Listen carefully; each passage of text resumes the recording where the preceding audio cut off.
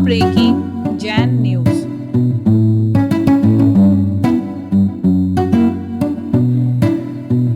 भवनत्री के देव होते हैं 12 प्रकार के। व्यंतराह, किन्नर, किम पुरुष, महोरग, गंधर्व, यक्ष, राक्षस, भूत, पिशाचा।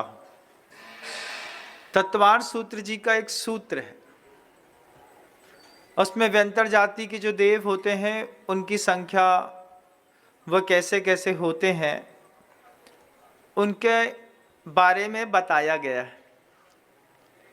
अभी जब मैं सुबह अपने कमरे में बैठा था, जीवन में पहली बार 45 साल की उम्र में ऐसा प्रसंग मेरे सामने आया।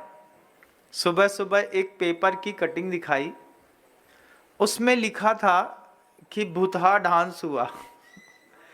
आप लोगों ने देखा है क्या? क्या उसको अंग्रेजी में क्या कहते हैं, क्या बोलते हैं?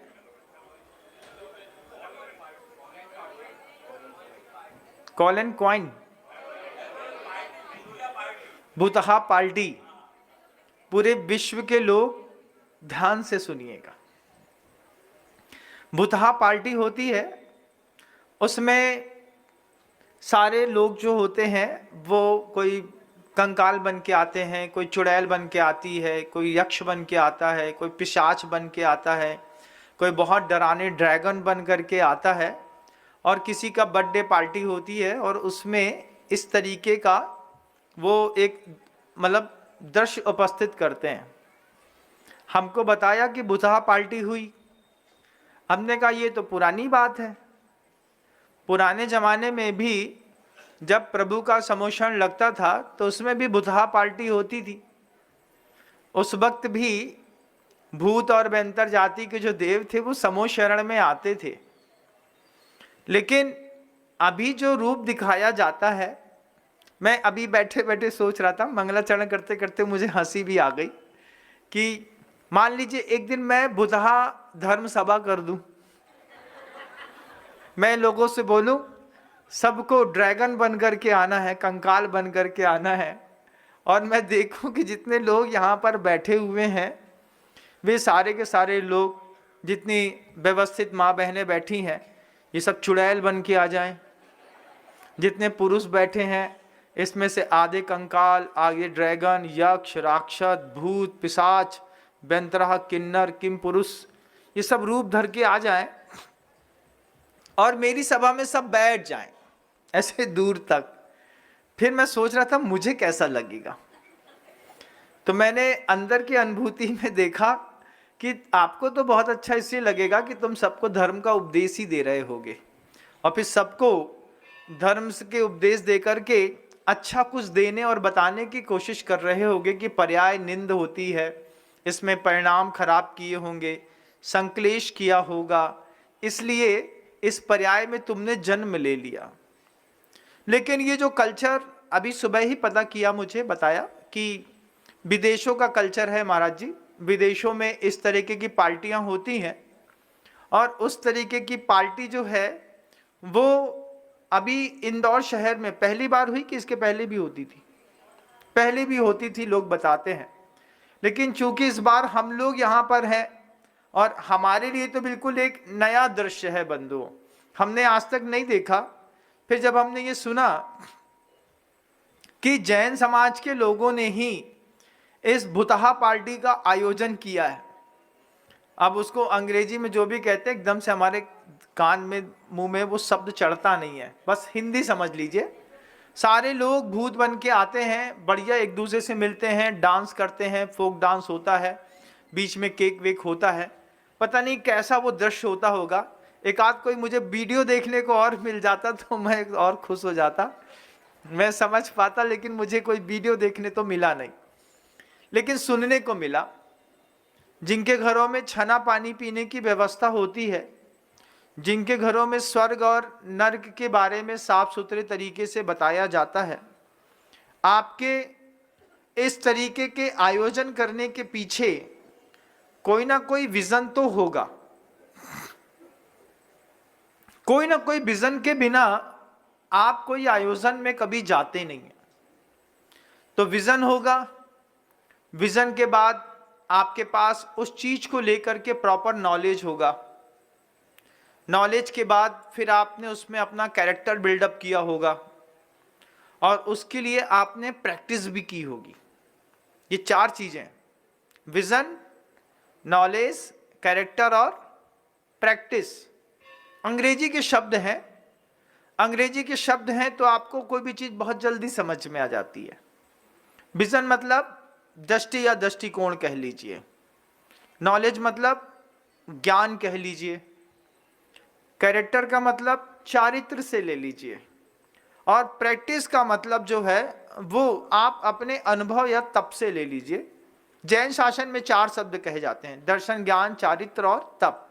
इन 4 की आराधना करनी पड़ती है। सम्यक दृष्टि भी करता है और मिथ्या दृष्टि भी करता है, दोनों करते हैं।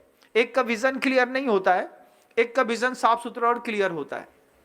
तो इस तरीके के जो बुतहा आयोजन हुए हैं, मैं किसी को बुरा नहीं कह रहा हूं, क्योंकि बुरा कहने मैं इंदौर पे आया नहीं, मैं सिर्फ अच्छी बात कहने के लिए आया।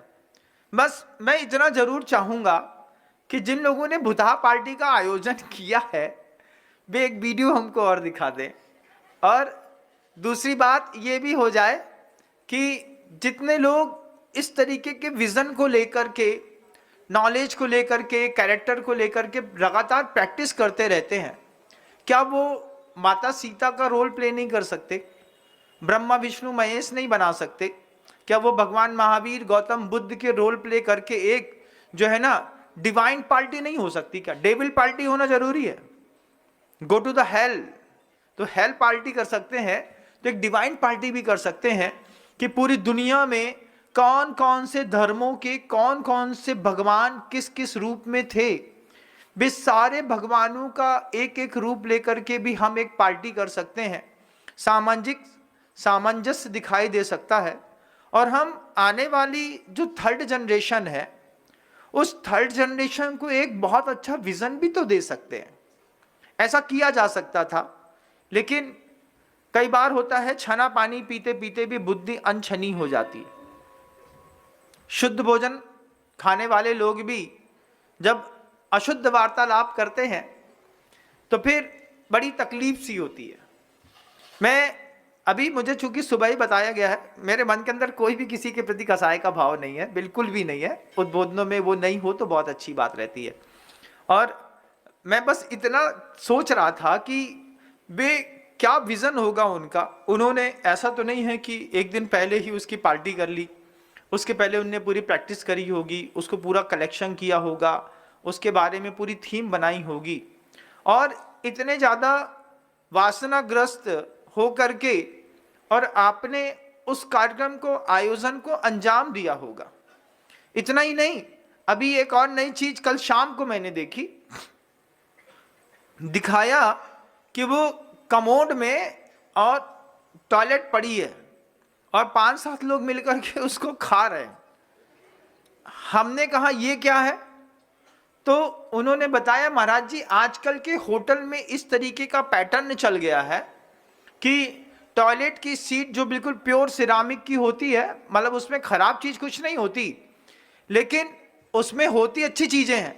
अब मान लीजिए केक बनाया, तो केक बनाया तो वो मतलब जैसे मान लीजिए स्वस्थ व्यक्ति ने शौच की होगी तो शौच के शेप का बना दिया, अब उनको ले जाकर के रख दिया, और इसमें खानदानी घर के जो लोग होते हैं वो पार्टिसिपेट करते हैं, उसमें अच्छे अच्छे घरों के लोग इस तरीके को यूज करते हैं।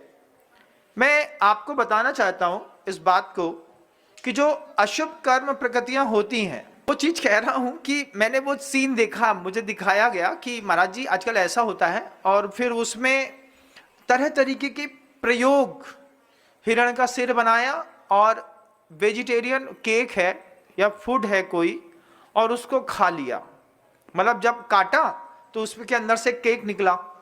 इस तरीके के जो विचित्र प्रकार के हिंसात्मक वस्तुओं का जो प्रयोग करके या फिर अशुचिमय वस्तुओं को सामने दिखा करके या भवनत्रिक के देवों के किसी प्रकार के इस तरीके की प्रैक्टिस और उनका विजन दिखा करके हम एक स्वस्थ समाज के बीच में क्या परोसना चाहते हैं, ये विजन और बता दें तो बहुत अच्छी बात होगी। और हम सब मिलकर के उसकी अनुमोदना क्यों करते हैं?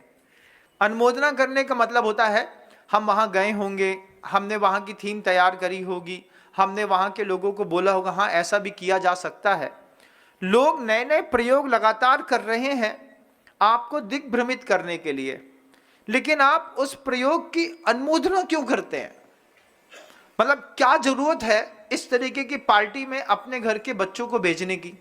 क्या जरूरत है हस्बैंड वाइफ को इस तरीके के होटल में जाकर के खाने की, जहां पर शेर को बना करके बिल्कुल शेर रख दिया, बिल्कुल सामने ला करके प्योर शेप शेर का दिख रहा है, पूरे को कलर वैसे दिख रहे हैं।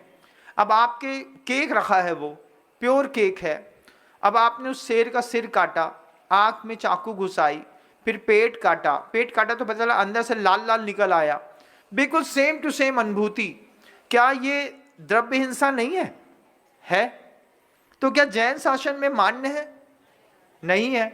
तो जब जैन शासन में ऐसी द्रव्य हिंसा, भाव हिंसा मान्य नहीं है, तो फिर अच्छे कुल के लोग ऐसे काम कैसे कर सकते हैं? और अगर आपने कर लिया है तो क्या करें? हाँ, अगर आपने कर लिया है तो एक कन्फेस का बहुत अच्छा कार्यक्रम भी करिएगा कि जिन लोगों ने इस बुधा पार्टी में और जाकर के अपनी संयोजना बनाई है वो जैन है। कौन है वो, उनका नाम उनको पता नहीं है। सुना है कि भगवान के नाम पर ही उनका भी कोई नाम है, मतलब माता पिता ने नाम रखा होगा और मान लीजिए अभिषेक नाम रखा होगा, तो क्या सोच करके रखा था कि ये तीर्थंकर का अभिषेक करेगा, है ना।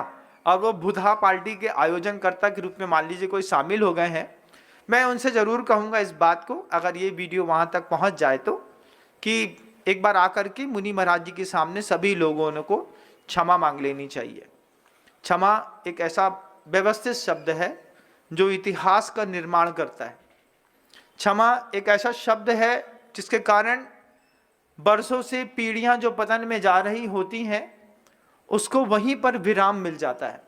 क्षमा एक ऐसा शब्द है, आप अपने गुरु से बोलिए भगवान आप, क्योंकि लिखा था, आगम ग्रंथ में लिखा है कि पद्मन्यो राजहंसस्य निर्गंथास तपोधना यम देश उपसर्पन्ति सुभिक्षम तत्र निश्चयेत।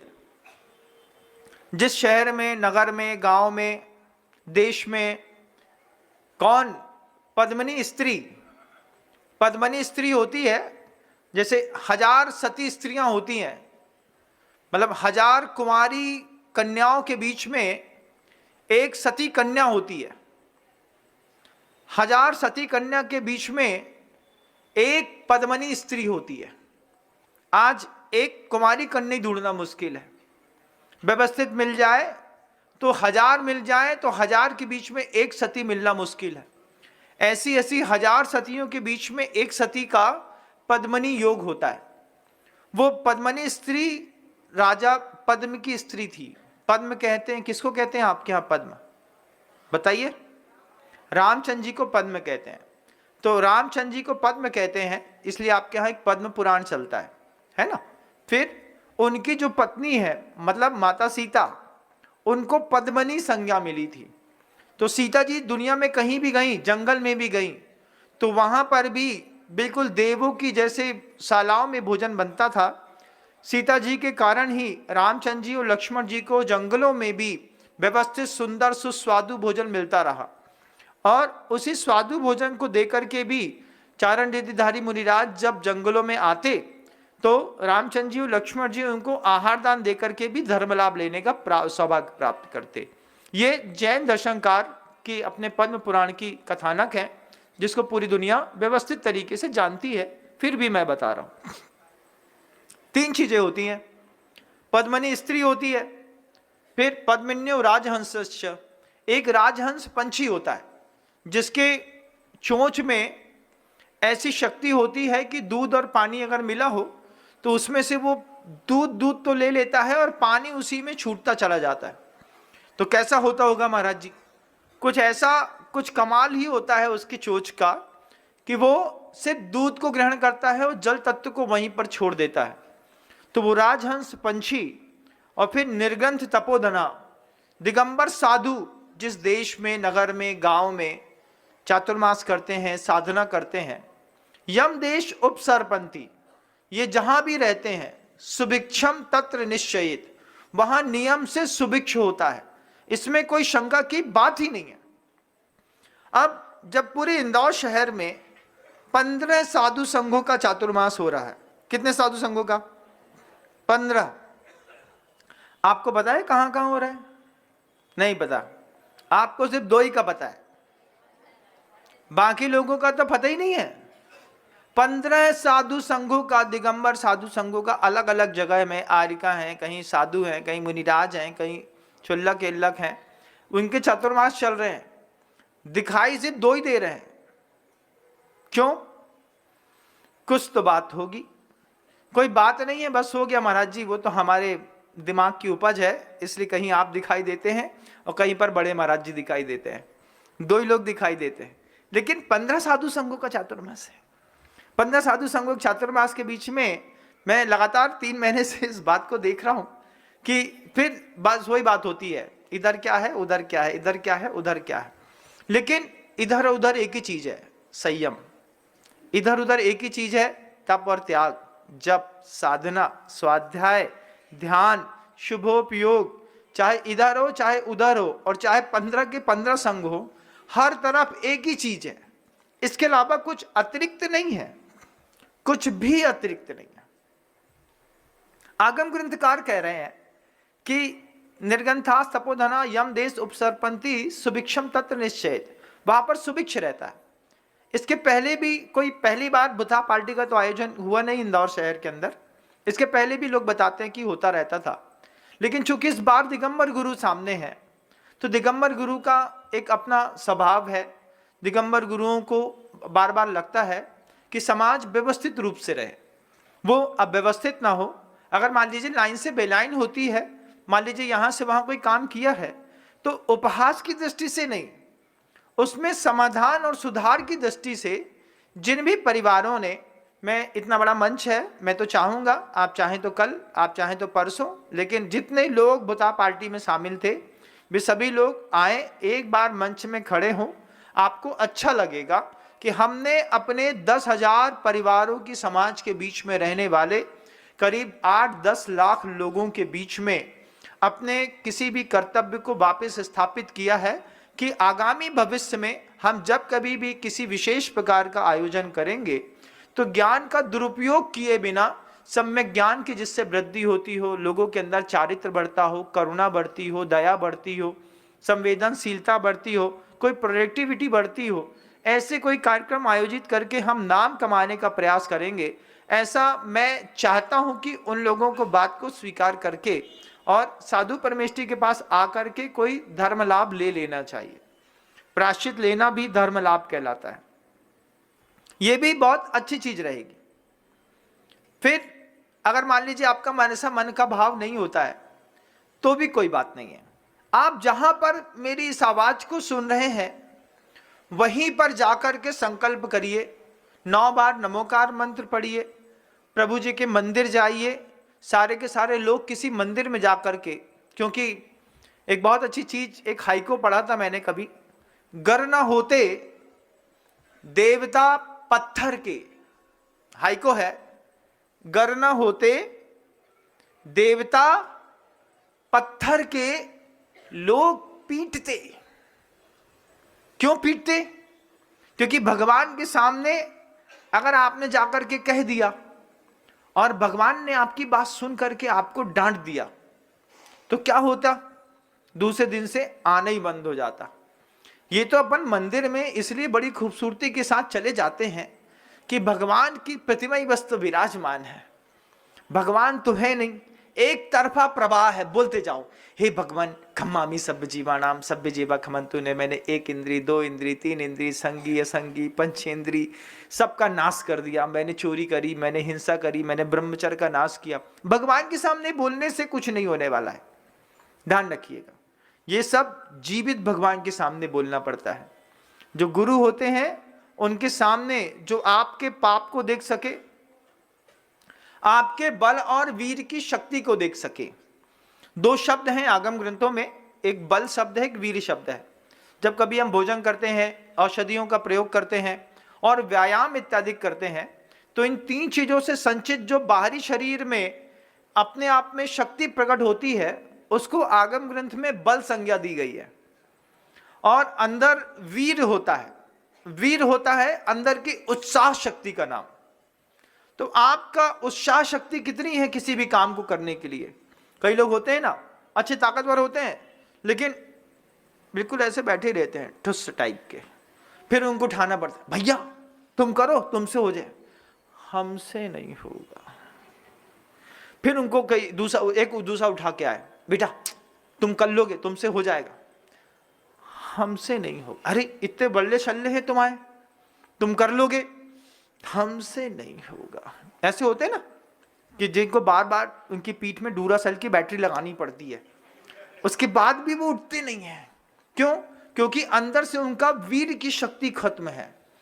कई साधु परमेष्ठी भी ऐसे होते हैं, मतलब कुछ भी हो सकता है, चार भंग बन सकते हैं। ऐसे लोग हो सकते हैं जिनके शरीर में बल बहुत अच्छा है, लेकिन वीर मतलब उत्साह शक्ति नहीं है। कुछ साधु में भी ऐसे हो सकते हैं, साधकों में भी, जिनकी उत्साह शक्ति तो बहुत है, लेकिन बिल्कुल पेंसिल लाइफ है, ऐसे हैंगर टाइप के, मतलब कपड़ा ऐसे डाल दो तो लगे कि हैंगर में टांग करके ले आए। उन्हें ऐसे बहुत तेज फूको तो वो उसमें भी एक कदम पीछे हो जाए, महाराज जी कितनी तेज आवाज है, ऐसा। क्योंकि शरीर की शक्ति नहीं बची है, बिल्कुल पपड़िया टाइप की पूरी शरीर है। हमने देखे ऐसे लोग, आपने नहीं देखे होंगे, हमने दुनिया में सब देखा है। बड़े बड़े खानदानी घरों में देखे हमने, 22 किलो की महिला देखी। कितने किलो की? 22 किलो की जिंदा महिला देखी हमने। हाँ, मतलब 4 फुट 11 इंच उसकी हाइट होगी, और बढ़िया व्यवस्थित होकर के हमारे पास आए और हमसे बोलते, महाराज जी आशीर्वाद दीजिए, एक संतान हो जाए। तो हमने कहा, तो हमने सामान्य कहा कल्याण वस्तु, अच्छा होगा। फिर उसका पति देखा हमने, 80-82 किलो का। फिर हमने कहा, वो ने कहा हमसे, महाराज जी हम दोनों पति पत्नी हैं। तो हमने कहा आशीर्वाद है हमारा, ज़्यादा दिमाग नहीं दिया हमने। फिर पति धीरे से बोलता है, महाराज जी हमारी पत्नी बीमार रहती है। तो हमने उससे प्यार से कहा, भैया डॉक्टर से इलाज कराओ, ठीक हो जाएगा। नहीं महाराज जी आप आशीर्वाद दे दीजिए। हमने कहा हमारा भी आशीर्वाद है, जाओ आचार्य जी वहाँ बैठे हैं बीच में, उनके चरणों का गंधोदक ले लेना, उनकी देव वंदना करते हैं, उनसे काम हो जाएगा। बोले महाराज जी वो तो हमने चौके में ले लिया, लेकिन फिर भी आप आशीर्वाद दे दो, हमने सुना है आपकी बात लग जाती है। हमने कहा नहीं, आपने गलत सुना है, गलत जगह आए हैं। फिर वो बड़े प्यार से बोलता है उसका पति, महाराज जी हमारी पत्नी का वजन 22 किलो है और इसको एक संतान चाहिए। हमने फिर जब ऐसा कुछ विशेष बताते हैं ना, तो फिर दिखाई देता है। हमने देखा कि हाँ वास्तव में ऐसा कुछ होगा। फिर हमने कहा क्या चाहते हो? बस एक संतान मिल जाए। हमने कहा 22 में से 3 घटेगा तो कितने बचेंगे? बोले महाराज जी इसीलिए तो आपका आशीर्वाद लेने के लिए आए हैं, कि आप आशीर्वाद दे दीजिए तो सब अच्छा हो जाएगा। आपको क्या बताएं हम, उस परिवार ने एक संतान उत्पन्न कर ली गुरुदेव जी के आशीर्वाद से। और आप बिल्कुल आश्चर्य मानेंगे, 3.25 किलो का संतान हुई थी, और 3.25 किलो चांदी लेकर के, मतलब जब संतान हुई तो संतान को जैसी वेट किया पहली बार 3.25 किलो निकला, उसके पिता ने तुरंत 3.25 किलो चांदी निकाली और जा करके गुरु जी के चरणों में चढ़ा दी। बोले भगवान आपके आशीर्वाद से वर्षों की एक साधना साकार हो गई। जब गुरुदेव ने बात हम लोग को बाद में बताया तो बड़ा आश्चर्य हुआ। फिर मैं सोचता हूं कि बिल्कुल ऐसा होता है, गुरु जी के ही शब्द थे ये। फिर उस महिला को देख करके और बोल करके गुरु जी ने बताया कि शरीर में बल और वीर दोनों अलग अलग वस्तुएं होती हैं। तो जिनके पास बल नहीं रहता लेकिन अंदर उत्साह शक्ति वीर शक्ति बहुत होती है। अभी माँ विमला देवी जी की समाधि संलेखना चल रही है। मैं 30 तारीख को यहाँ पर आया था। 30 तारीख को उन्होंने संस्थारोहण किया था, रेवती नक्षत्र था। उन्होंने 30 तारीख को संस्थारोहण किया। 23 से 29वें दिन के बीच में साधक की संलेखना होती है। रेवती नक्षत्र में अगर कोई मान लीजिए किसी ने संस्थारोहण किया है तो उसका पूरी विधिवत एक व्यवस्था होती है संलेखना ग्रहण करने की। फिर बीच में महाराज जी ने बोला, महाराज जी वो विमला देवी जी अभी तक हैं। तो हमने कहा आप जाओ और देख करके आओ। और फिर मैंने महाराज जी को बोला कि हमने जाकर के देख के आना, कि शरीर का बल ज्यादा है कि उत्साह शक्ति ज्यादा है। तो उन्होंने कहा कि चेहरे में बिल्कुल अच्छी शाइनिंग आ गई है, अच्छी चमक है, ये उनकी उत्साह शक्ति का परिणाम है। और जब तक किसी साधक की उत्साह शक्ति कम नहीं होगी, उसको दुनिया में कोई मार ही नहीं सकता है, कोई नहीं। अब कोई सोचे कि संलेखना में जो जीव बैठा हुआ है तो वो पुद्गल की शक्ति से जी रहा है। संलेखना के समय में पुद्गल की शक्ति भी देखने लायक रहती है। कैसी रहती है कि 30-30 दिन निकल जाते हैं बिना पानी के, बिना आहार के, लेकिन शरीर निढल नहीं होता। और शरीर जो होता है उसके भी कम होने की एक सीमा होती है, उसके नीचे शरीर भी कम नहीं होता बंधुओं। लेकिन आदमी के अंदर जो वीर शक्ति रहती है, उत्साह शक्ति रहती है, वो उत्साह शक्ति जब तक निढल नहीं पड़ती तब तक किसी की देह से कोई भी आत्मा देहांतरित नहीं होती। गुरुवर ने कहा 4 प्रकार के भंग बनेंगे संसार में। किसी का बल शक्ति ज्यादा है और वीर शक्ति नहीं है, किसी की वीर शक्ति ज्यादा है लेकिन बल नहीं है, किसी के पास दोनों है और किसी के पास दोनों नहीं है, ना बल है ना वीर है। लेकिन ऐसे लोग गृहस्थ में भी हो सकते हैं और साधु में भी हो सकते हैं। अब आप देखिए कि जो लोग इस तरीके की गलत विचारधाराओं के साथ उसको प्रोत्साहन देते हैं और उनका प्रोत्साहन सफल भी हो जाता है। उनकी बल शक्ति भले कम हो लेकिन उनकी वीर शक्ति, मतलब अंदर से उनकी उत्साह शक्ति, उनको कॉन्फिडेंस होगा इतना जबरदस्त कि हम करेंगे और काम हो जाएगा। और उन्होंने करके दिखा दिया। आप लोग लगातार अनुमोदना करते रहे।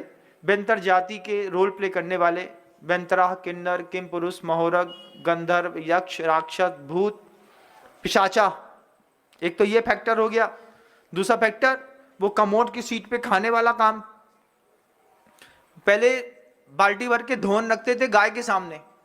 अभी बताया कि महाराज जी आजकल वो छोटी छोटी बाल्टी आ गई हैं, उस बाल्टी में दाल भर के रख देते हैं और फिर आदमी के सामने धर देते हैं होटलों में, वो ऐसे खाते रहते हैं। हर किसी भी पदार्थ की अगर व्यवस्थित संयोजना नहीं बनाई है तो उस पदार्थ को देख करके उत्पन्न होने वाले भाव, उसको देख करके उत्पन्न होने वाली संवेदनशीलता या क्रूरता और उसके साथ जुड़ी गई क्रिया, ये 3 ही भविष्य का निर्माण करते हैं। क्या 3 चीजें? कॉपी में लिख लीजिएगा, स्क्रीन पर सुनने वाले। आपकी क्रिया, आपकी भावना और आपकी संवेदना, ये 3 चीजें ही हैं जो आपके भविष्य का निर्माण करने वाली है। अगर आपकी क्रिया समीचीन नहीं है, आपकी भावना समीचीन नहीं है, अब बुधा पार्टी करने वालों की क्रिया क्या समीचीन है? नहीं। उनकी भावना समीचीन है क्या? वो ऐसा करना चाहते हैं मैं जगत को वैराग्य दिखाऊं, देखो संसार में कुछ नहीं धरा है, आदमी भटक जाता है, कोई भूत बन जाता है, कोई बेंतर बन जाता है, कोई पिशाच बन जाता है। ऐसी कोई वैराग्य भावना दिखाने का भी कोई काम नहीं होगा। है वो सब खानदानी घर के लोग, ऐसा भी नहीं है कि कोई टुच्चे घर के लोग हैं। जैन समाज के बड़े घरों के लोगों के अंदर ही, खानदानी घरों के अंदर ही इस तरीके की क्रियाएं होती हैं, तब जाकर के और आश्चर्य होता है।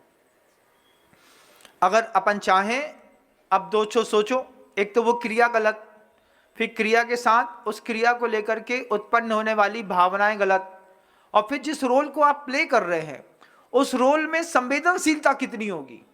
कोई चुड़ैल होगी तो उस चुड़ैल का क्या काम है बताओ?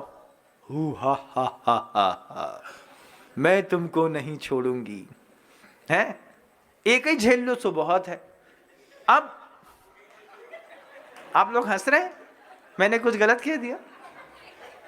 अच्छा आप समझ गए, कोई बात नहीं। आप लोगों को वो भाषा भी आती है, जो बात हम कहने नहीं चाहते आप वो बात समझना चाहते हैं। आपको 2 मतलब डबल मीनिंग वाले शब्द बोले और आपने झट से पकड़ लिए हैं। हमारे मुंह से कहलवाना चाहते हैं, हम नहीं बोलेंगे, हम तो बस इतने ही बोल रहे हैं। बाकी गुरुजी कहते थे शावक को जो अपन ने बोला नहीं, जो अपन समझे नहीं, जो अपन ने कहा नहीं, वो बात समझने की आदत बहुत अच्छी होती है। मैं जो प्रवचन नहीं दूंगा, तुम हमारे प्रवचन में से वो प्रवचन भी निकाल लोगे और तुम हंस लोगे। तुम हंस रहे थे ना, वो इसीलिए हंस रहे थे। और जो महिला पक्ष से हंस रही थी वो भी इस बात की स्वीकृति में हंस रही थी कि आपने बिल्कुल सही कहा, मैं अकेली ही तुमको नहीं छोड़ूंगी चाहे कुछ हो जाए। तो क्रिया, भावना और संवेदनशीलता के मामले में इस तरीके के आयोजन बिल्कुल शून्य होते हैं बंधु। इससे संतानों में भी बुरा प्रभाव पड़ता है और खुद के ब्लड सर्कुलेशन और वाइब्रेशन खराब होती है। कर्म की जो वर्गणाएं होती हैं वे कर्म की वर्गणाएं एक विपरीत असाता कर्म के रूप में परिणत होती हैं। फिर उसका एक आबादा काल बनता है, उसमें मन वचन और काया की प्रवृत्ति जुड़ती है, कसाय के स्थान जुड़ते हैं, कर्म का बंध होता है। फिर असाता उदय में आती है अंतर्मूढ़ से लेकर के पूर्व कोटि वर्ष के बीच में, जिसकी जैसी प्रकृति रही होगी। फिर दुखों की एक परंपरा चलती है। धीरे धीरे हम दिखा रहे थे बड़े बड़े नाखून से, क्या हम तुम्हारा कलेजा फाड़ देंगे। पता चला डॉक्टर आपके बॉडी में ओपन हार्ट सर्जरी कर रहा है, उसका बदला हुआ रूप है बिल्कुल। तुम्हारे मन के अंदर बड़े बड़े नाखून से किसी की छाती फाड़ने के भाव हुए, और ऐसा भी नहीं है कि पहले तुम्हारा होगा। कर्म के बड़े विचित्र रूप हो गए, नए नए वेरिएंट आते हैं ना, जैसे कोरोना के, ऐसे पाप कर्म के भी नए नए वेरिएंट आने लगे हैं। पहले अगर आपने पाप किया है तो पहले आपको कुछ नहीं होगा। सबसे पहले आप जिसको सबसे ज्यादा प्रेम करते हैं, आपत्ति उसके ऊपर आएगी। दुकान में झूठ बोलेंगे आप, दुकान में चोरी करेंगे आप, दुकान में गलत तरीके से पैसा कमाएंगे आप, और कैंसर का इलाज होगा आपकी पत्नी का। इधर गलत तरीके से कमाओ, ये पूरा 20 लाख उठ करके 1-1.5 साल बर्बाद। पूरा का पूरे घर को जो मानसिक विकल्प होता है उसकी तो शक्ति का कहना ही क्या है। मतलब इतना ज्यादा संकलेश होता है, बच्चों को लगता है मम्मी बचेगी नहीं बचेगी। और फिर ऐसा भी नहीं है कि एक ही बार, बैक टू बैक एक इलाज करा लिया, chemo complete, radiation complete, operation complete, उसके बाद पता चला क्योंकि पाप तो हमने किया है। अब जितने पाप किए हैं सिर्फ आपको आपके कर्म का फल नहीं मिलता है, आप जिसके साथ रहते हैं रिश्तेदारों के कर्म का फल भी आपको भोगना पड़ता है। इस बात को बहुत गौर से सुन लेना। जैन शासन में जिनके दिमाग में ये बात है कि स्वयं कृतम कर्म यदात्मना पुरा फलम तदीयम लभते शुभाशुभम, बिल्कुल गलत फहमी है और गलत फैमिली है। आपको सिर्फ आपके कर्म का कोई फल नहीं मिलने वाला। आपके घर के अंदर मंदोदरी ने क्या बिगाड़ा था बताओ? रावण के साथ रही ना, सती थी, सीता जैसी पवित्र थी, निर्दोष थी, लेकिन रावण के साथ रहने के कारण मंदोदरी भी बदनाम हो गई। रावण के साथ रहने के कारण मोक्षगामी इंद्रजीत आदि भी बदनाम है। रावण के साथ रहने के कारण कुंभकर्ण, भानुकर्ण, विभीषण ने अच्छा काम किया, कितना अच्छा काम किया, सत्य का साथ दिया, लेकिन कैसा बदनाम हुआ? घर का बेदी लंका ढाए। कैसे कैसे शब्द मिले। अगर आप ये सोचते हैं कि आपके परिवार में आपके पति, आपके पुत्र, आपके पिता, आपके चाचा, आपके पापा के कर्म के उदय आपको परेशान नहीं करेंगे, आप गलत भावनाओं में जी रहे हैं। हम इस बात को, इस विज्ञान को बहुत गहराई से समझें कि हमको हमारे परिवार का पाप और हमारे परिवार वालों का पुण्य दोनों प्रभावित करता है। फिर आपका पति चोरी करता है, आपका पति डकैती डालता है, आपका पति MCX करता है, आपका पति गुटखा खाता है, आपका पति गुटखा बेचता है, आपका पति झूठ बोल करके लोगों को ठगता है, उसके कमाए धन से रोटी खा रहे ना, वो पाप कर्म कमा रहा है, उसके कमाए धन से तुम रोटी खा रहे ना, कर्म फलेगा। पाप का नया वेरिएंट है। आप कितना भी पाप कर लीजिए, मेरी बात आज नहीं तो कल एक एक व्यक्ति के दिमाग में गूंजेगी, इस बात की गारंटी है। विनम्र सागर जब भी बोलते हैं अनुभव से भी बोलते हैं और आगम से भी बोलते हैं। अनुभव की बात इसलिए बोलते हैं कि हमने देखे हैं कि किस तरीके से अपनों का दर्द सबको भोगना पड़ता है। अनुभव कहाँ है महाराज जी? बिल्कुल है, आप देखिए, समोषण लगा लीजिए। लगा लिया महाराज जी, अब समोषण लग गया, तीर्थंकर बैठे हैं ना? बोलो हाँ, बोलो तो बैठे हैं, बैठे हैं। तीर्थंकर के समोषण में जाकर के बैठे ना, अब किसी की मृत्यु नहीं होगी। क्यों? हमारे कर्म के ऊपर तीर्थंकर का पुण्य भारी है। उनके समोषण में बैठने के कारण, क्योंकि वो शुभ का सबसे बड़ा एक संयोजना बनी हुई है, तीर्थंकर के समोषण में कोई भी बैठेगा उसकी मृत्यु नहीं होगी। तीर्थंकर के समोषण में जो भी बैठेगा उसको भूख नहीं लगेगी।